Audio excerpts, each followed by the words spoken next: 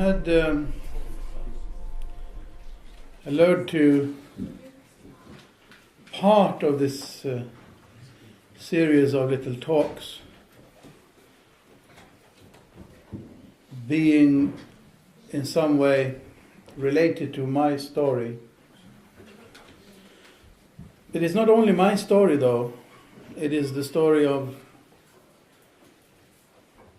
my people, if you wish, of my country, and really of the whole world and everybody who is in the world. It's a matter of progression.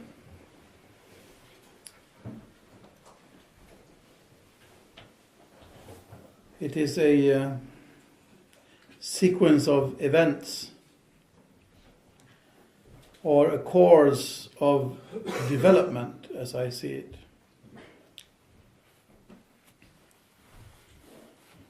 And this talk I have called The Long Winter. In some way, you can see it as the first stage. If you have a cycle of the year, the solar year as we understand it, or the seasons throughout the year, then for us up here at least, it is natural to begin with winter. Winter, spring, summer, autumn. I'm sure that if you live in some other part of the world, in a different climate, where the seasons come in a different cycle, you may very well have a different cycle. You may not have winter, summer, spring and autumn at all, or you may have them but you start maybe with autumn or maybe with summer. But for us, I think very much winter comes, then spring, then summer, then autumn. So my first little talk, or first if you call the second an introduction, that's how I think of it, is the long winter. The long winter because here the winter tends to be rather long and cold and harsh and somewhat barren. Again, you may not share my thoughts on this.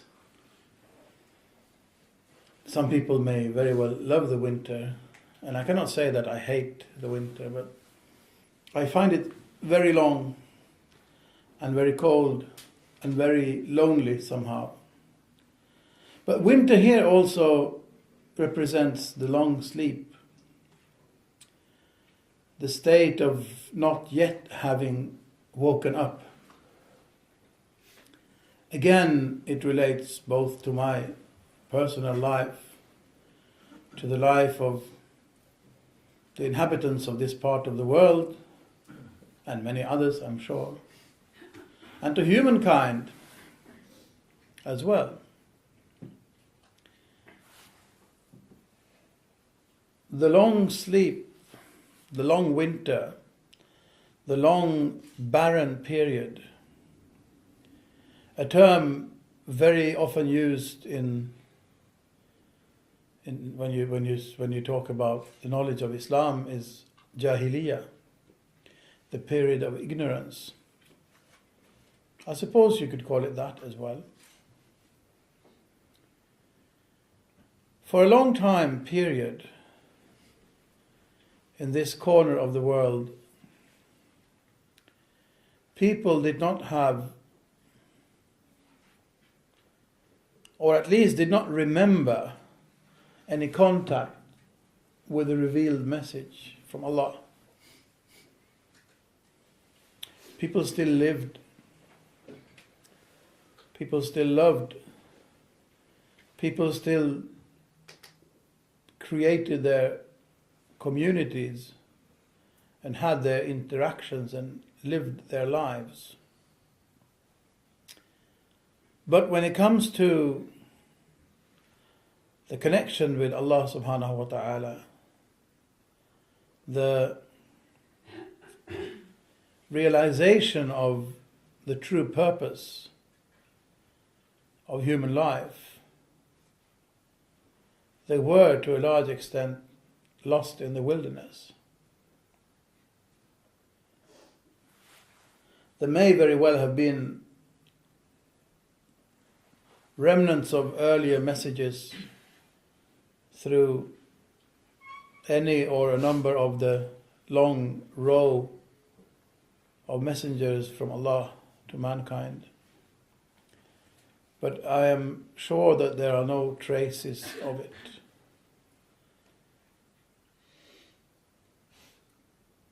People lived in a state not necessarily of complete darkness, not necessarily of not thinking about God, or not necessarily without any kind of religion, but there was no religion based, at least not directly based, upon the revelation or a revelation.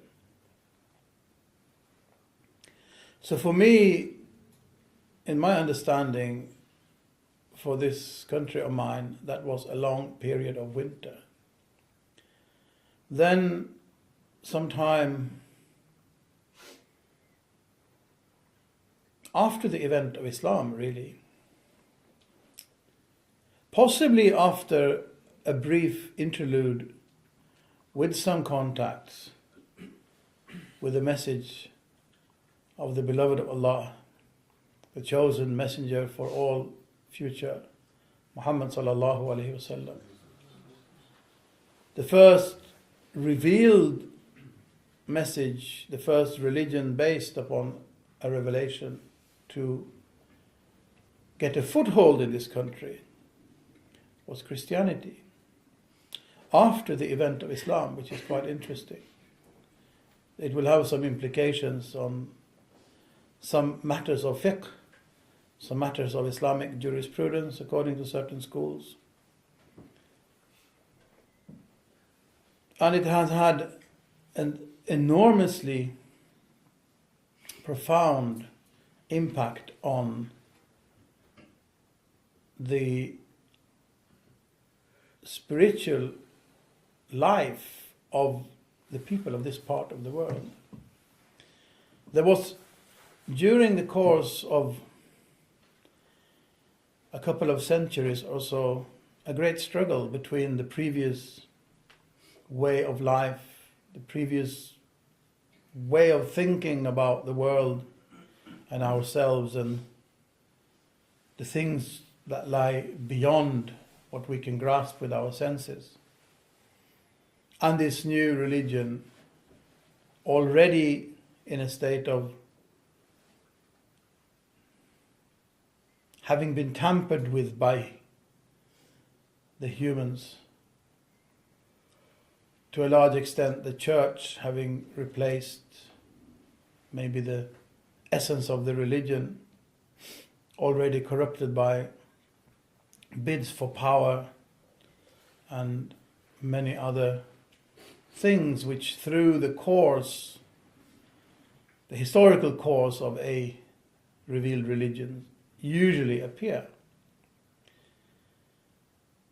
And when you read about these, the many battlefields of this struggle, and I'm not talking about battlefields necessarily with weapons and the way we think about battles in history like Hastings 1066, etc., or the Battle of Badr or the Battle of Uhud, but in the forests of Sweden, in the snow indeed, there were these battles taking place all the time. And they were not always that the new was closer to the truth than the old.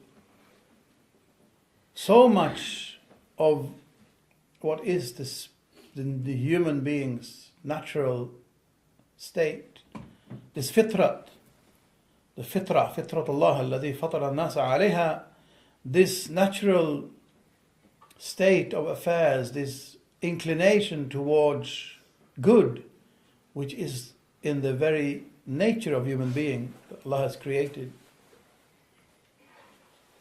still, of course, had an impact on people. And in spite of not having access to a divine revelation, people indeed had access to this fitrah. And many things, many parts of the old traditions may, in many ways, have been closer to what is good and what is just and what is the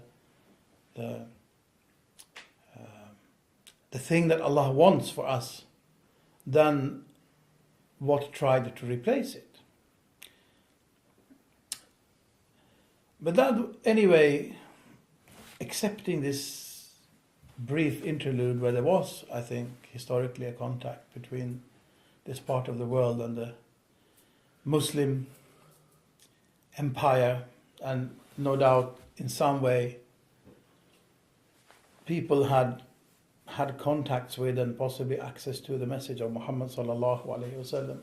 But it is very hard now historically to find any traces of this. You can find some remnants maybe, but not really any trace. Not any trace that has remained, that has made an impact on our society or the way that people think.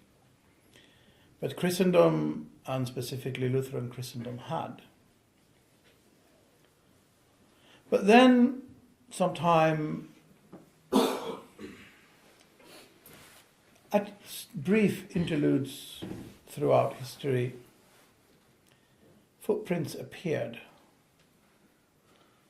There were individuals who traveled to the lands of Islam, or in other ways somehow caught a glimpse of the final revelation.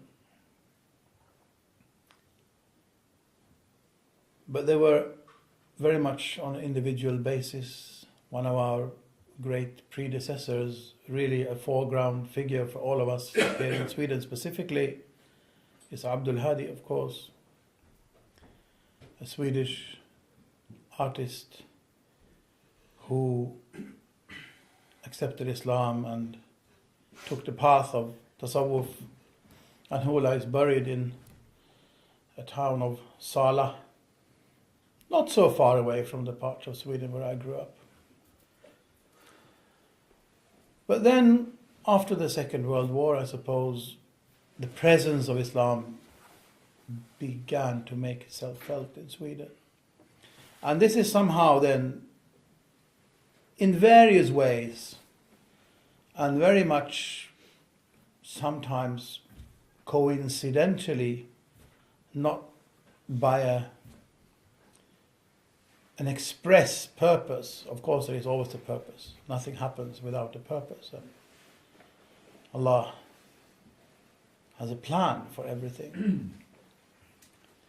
But Islam came into this part of the world mainly through immigrant Muslims, but also in many other ways.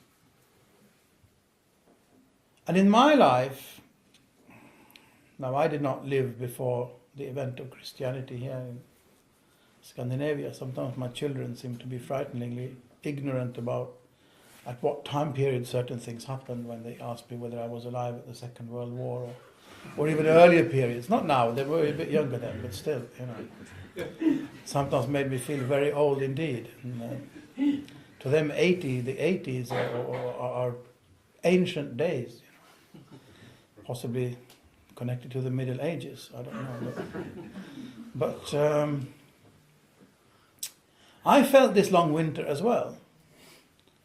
I lived the first 20 or so years of my life really without having this access to the divine revelation. Not because it wasn't there, not because it hasn't happened, but because there were obstacles in the way. I did not have any inclination towards the Christian religion for various reasons, not really necessarily connected to the religion itself, rather to the state that Swedish society was in at that time, which was, together with the rest of the Western world, very much a process of, as it was seen at that time, certainly casting off the yoke of religion from the shoulders and experiencing a new freedom in secularistic and God-denying lifestyle. So in that way you can say that I grew up without God. But even in this barren, cold winter, in these blizzards, and really many of my memories from those days, especially maybe the nearer I drew to this, the end of this long winter, when I think back of it, much of what I remember is winter. There is snow there. The snow appears. I think also in the life of man, we have the same thing. We all go through this period of winter where we do not really sometimes see the hand in front of us for the snowflakes that are whirling around in the blizzard. We feel cold and lonely and do not really see a way.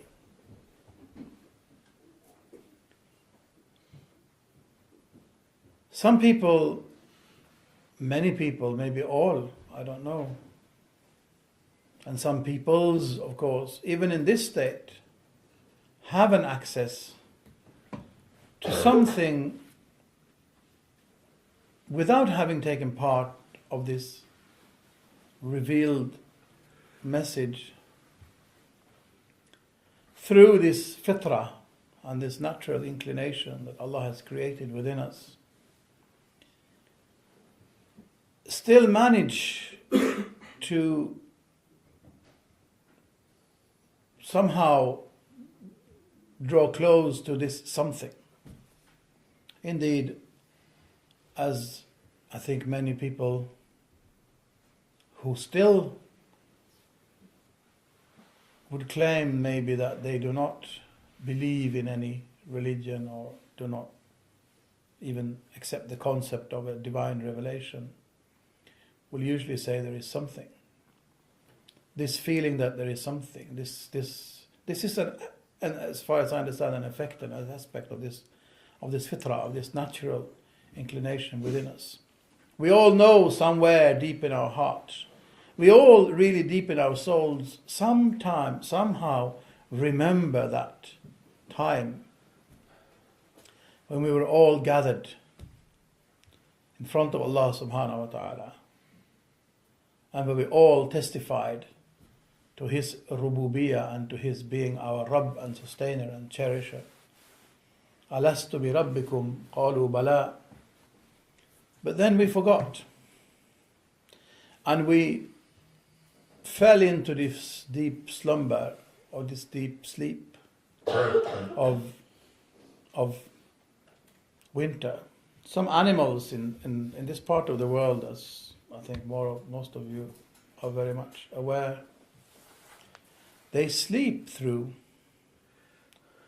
the whole of the winter period. They go into hibernation. And that is maybe what we do.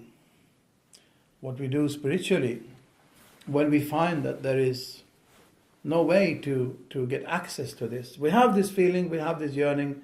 It comes sometimes. It will hopefully move something within us, but somehow, sometimes because we cannot find a way of expressing that, then we fall back into hibernation and we go into this deep sleep. And we so sleep through this long winter period. For me then it was in the north of Sweden, in the snow indeed, in the very deep snow as well. And there was a long winter, I remember a long winter. I had quit college for the 4th time.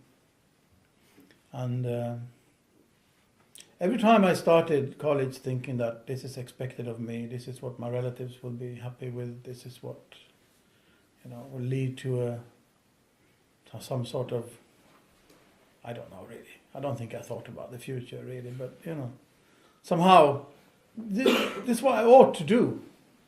But every time when I found myself there, I thought, this is all they are teaching me is a pack of lies. I cannot put up with this. And I quit, and I will get it. So I did this for 4 times.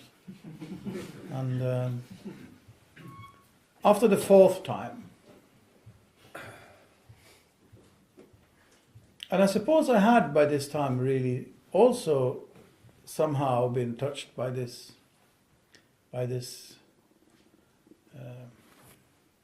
voice within that was telling me that there is something beyond. Now I had a great problem with the word God. Any lyrics, any poem that I might otherwise have very much loved was spoilt to me and made impossible for me to relate to by the presence of the word God in there. I really had developed some kind of allergy to the term. I think it was partly or possibly completely by indoctrination, because there was a time when we were indoctrinated against religion and especially against the concept of God. And but nevertheless, I had very slowly, or gradually at least, started to become aware that there has to be something more. There has to be something behind and beyond. That this material world, this historical world, if you wish, this planet that we live upon, the lives that we lead here, it cannot be everything, it cannot be all. This voice started coming up, but I did not in any way turn to revelation to find an answer to this. I had some contacts with people who were more of the, I think, having a strong fitra, having this natural inclination. They were somehow guided by the natural inclination, but they did not at the same time really have access to the divine revelation. I think you need both. I have listened to our elders and our scholars talking about the need of the human being for 2 types of light. You need an inner light and you need an outer light.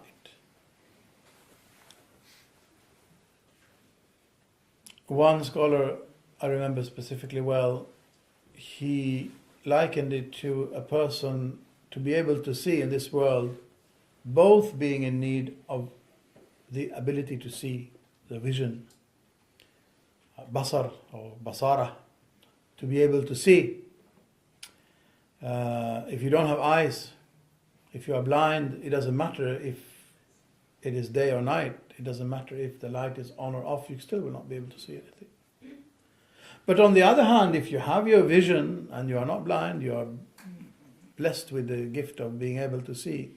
If there is no light, if the sun is out, if the night or if the lights are turned off, you still won't be able to see. It's first when you have both of these, then you can see anything.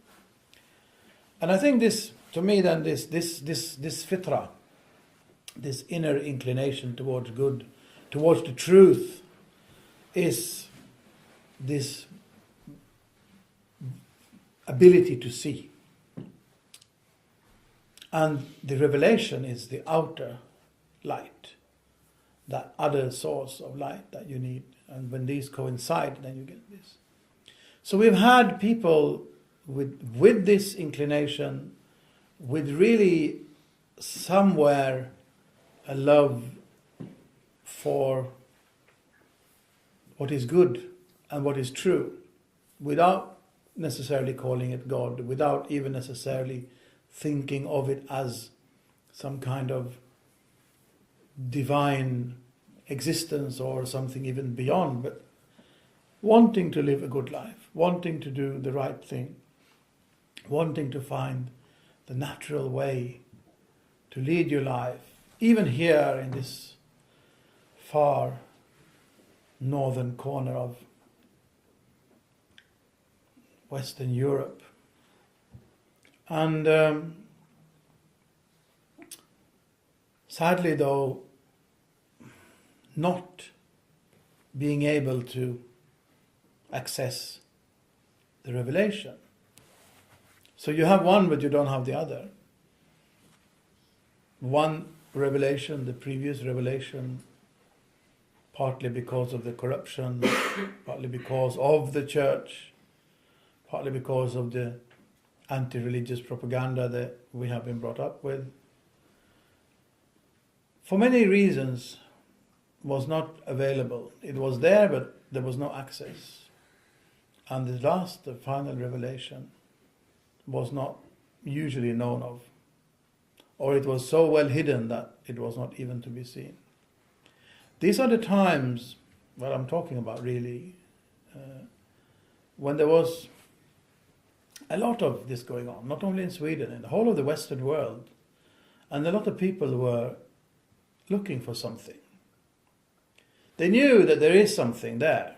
They knew that truth is out there somewhere. That's Star Wars, or what is it? Yeah. But anyway, that somehow, really, they knew they knew that they had to find something. They knew that we knew that we had to look for something, but we did not know what. And some people went to the East. Many people really, either physically actually traveled, or in their thoughts and minds, and things like transcendental meditation and a lot of Hindu inspired and even Buddhist inspired spirituality grew among these people. But still, because of both of these religions also, you cannot really call Hinduism a religion, but these religions, how many there are, I don't know. These traditions, these spiritual traditions, not really having any, again, direct link to a divine revelation. There is, no doubt, some divine revelation in the background, or several probably. But the connection is lost. The memory is not there. So, again, they did not find what they were looking for. This is the world that I walked towards or traveled towards during this really last long winter in my life, the winter of 1979-1980. And I started to try to become one of these people who try to live a natural way of life. And I really started in the snow. It was a very beautiful time. I was heading in a direction. It really, sometimes I respected, I know Dr. Ali talked about nostalgia not being a good foundation for building sort of, I don't remember what he said, but it's not a good foundation to sort of act upon or to build something upon. And again, there is a lot of nostalgia there. I can think back to those times. And because I think very much, this is actually a trap that is not at all very difficult to fall into. That you look back to a period in your life when you feel that you were traveling in the right direction, which presumably if you have come into Islam sometime in your life, you were always traveling in the right direction, you were traveling towards Islam. But maybe you find yourself now at a particular time when you do not really feel that you are traveling in any direction, or maybe not, at least, sort of, you feel maybe you are there's still something missing, or I've lost something that I had. And then this nostalgia sets in. And you think, oh, those were so wonderful. And of course it was wonderful, because you were all the time traveling, and you were all the time getting these encouragements from Allah, that to tell you to keep your spirits up, to motivate you to carry on and not give up. So a lot of motivation, a lot of fantastic events coming, wonderful feelings coming, and then we start in our futile, really, efforts to recreate the pleasant feeling that these encouragements brought. Sometimes we try to start searching backwards, and that usually is not a good idea. Sometimes, indeed, you have to retrace your steps, like Musa alayhi salam had to do in order for his meeting with Khidr to take place. But normally, going back is not a good direction. It's only a good direction if you're heading up a blind alley.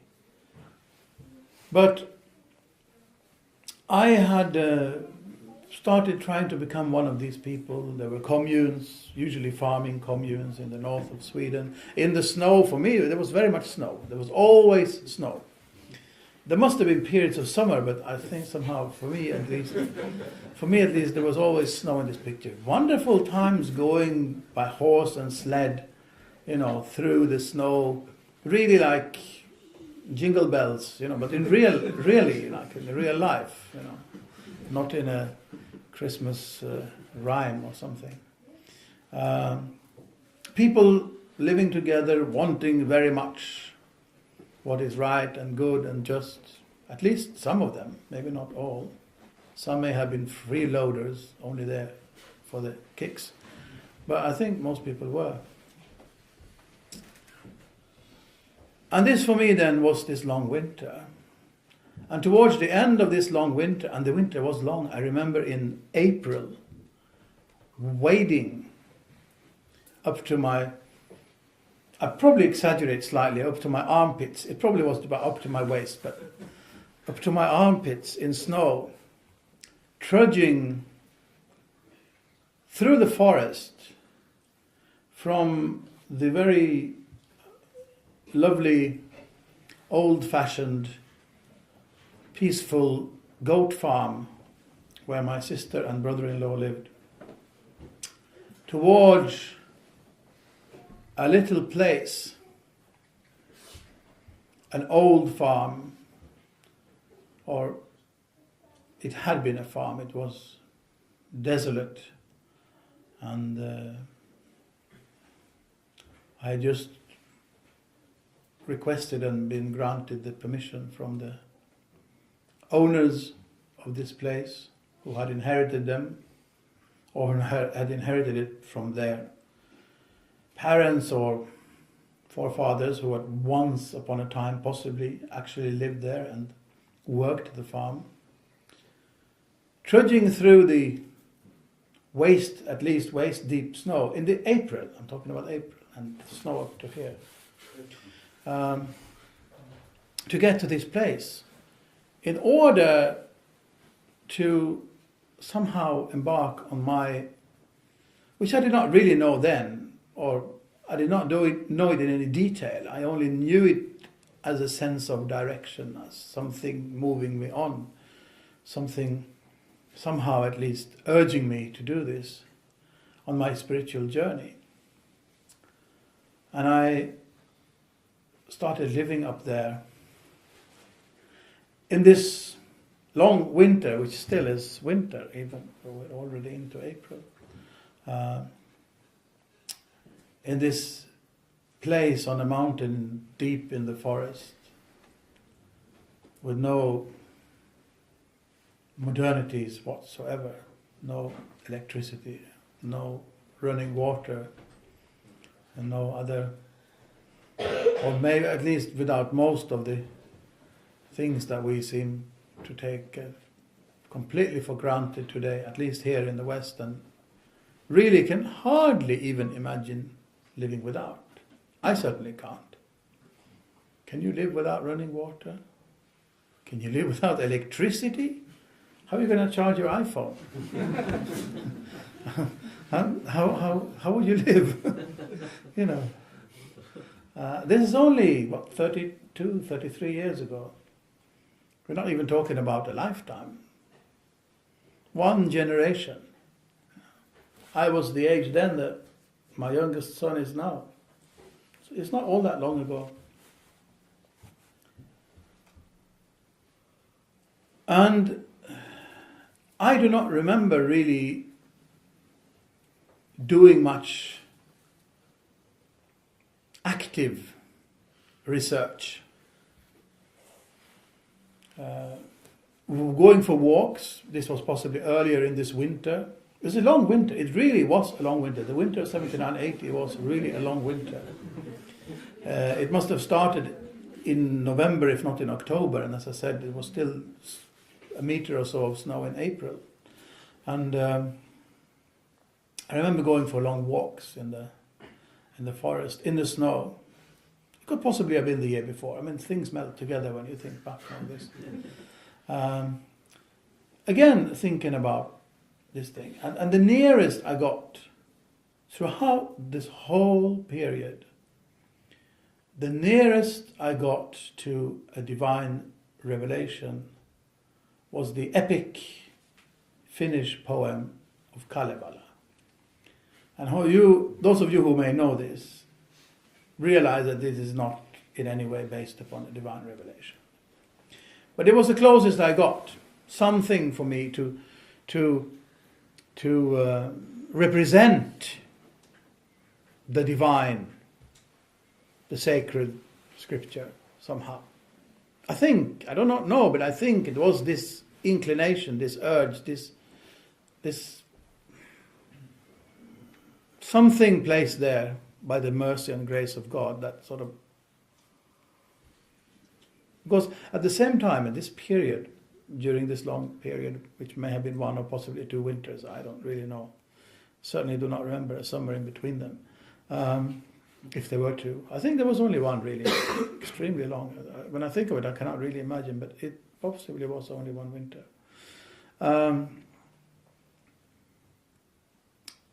Many things happened, natural things, like, feeling inclined towards simplicity, a simple way of life.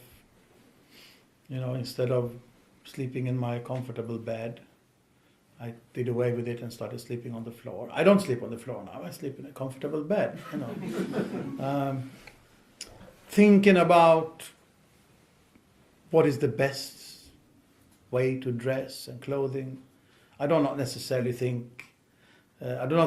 dress in the way that I then had come to the conclusion was the best dress. But when I look at what I drew, when I don't look at it, but when I remember back to what I drew at that time, as thinking out, just from my mind, from my imagination, what would be this best way to dress, it's very, very surprisingly similar to the traditional Pakistani Muslim dress.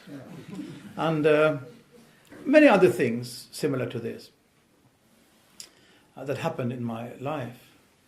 I did away with all of my things that I had, all of the musical instruments, all of the TV and the stereo and all these things. For some, I don't know why, it was really, it was a long winter, as I said. And anyway, I do not really want to put any spoiler by disclosing too much of the topic of the next talk. But there I was, now towards the end of this long winter, alone. Well, not truly alone, because I had the billy goat with me as well. Just me and the billy goat, up on this little farm, up on this mountain, in the deep forests of northern Sweden, in the snow. Trying somehow, I think at least, I don't really know, I don't even know if I was consciously trying or not, but being on the way, certainly, towards finding something. The only thing I remember during this whole period that has any relation to religion, apart from Kalevala, then, if you think that relates to religion, I was thinking of what is the meaning of life. I was thinking of what is the truth. Is there one truth? Are there many truths? And so on. But the only time something relating to God came in really is when one of the people who lived in one of the biggest or largest farming, sort of back to natural way of life communes in that part of Sweden, she asked me if I believed in God. And for the first time, I did not automatically, as a bone marrow reaction, automatic reaction, say no. I actually said, I don't know. And I don't know, really, to me it is quite strange, but she somehow thought that I was very humble. I must maybe have tried to explain why I don't know. I don't remember that. The only thing I know is that she asked me if I believe in God, and I said, I don't know, and she somehow thought that was a very humble answer. I don't know. So that was the first possible step towards realizing that there is actually a path. There are actually footsteps in the snow, and you can actually find them. And this is why I end my talk, and continuation follows. Jazakumullah khair.